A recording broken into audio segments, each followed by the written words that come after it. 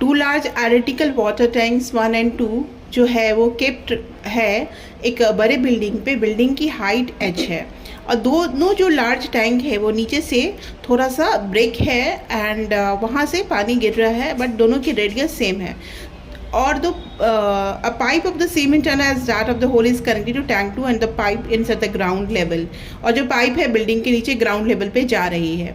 And when the water flows the tank 1 and 2 through the holes, time taken to दोनों जो है उसमें कितना टाइम लगेगा? Time taken to the pipe through 1 and 2 is T1 and T2। then what is the ratio of T1 and T2? तो क्या है कि हम इसको सॉल्व कैसे करेंगे?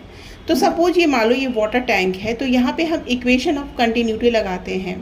यहाँ पे क्या है कि यहाँ ये जो पॉइंट है ना, इस पॉइंट में स्मॉल ए अंडर रूट, यहाँ पे अगर हाफ एम बी स्क्वायर आप करते हो M G H equal to half M B, so V का वैल्यू क्या होगा? A under root 2 G H. तो A one V one is equal to A two V two जो है यहाँ पे जो है minus A D H by D T, मतलब एच के रेट से डिक्रीज हो रहा है।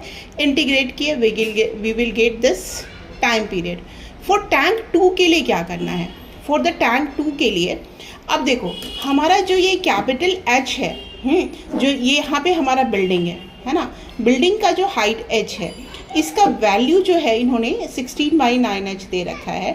और स्मॉल एच आप इसमें से इसको ऐड करोगे तो 16/9h में एच ऐड करेंगे तो टोटल क्या हो गया? 25h/9। तो this is the initial position of tank with respect to the ground and what is the final position? That is 16h/9। यहाँ पे h minus half plus 1 under root H minus consume होगा, H I जो है H F में बदल जाएगा। तो ये इंटीग्रेशन की वैल्यू आ गई and finally we will get the answer of T1 and T2। जब हम लोग डालेंगे तो T1 आपने पहले निकाला, T1 एंड T2 डालेंगे तो 2a under root H a under root 1/3।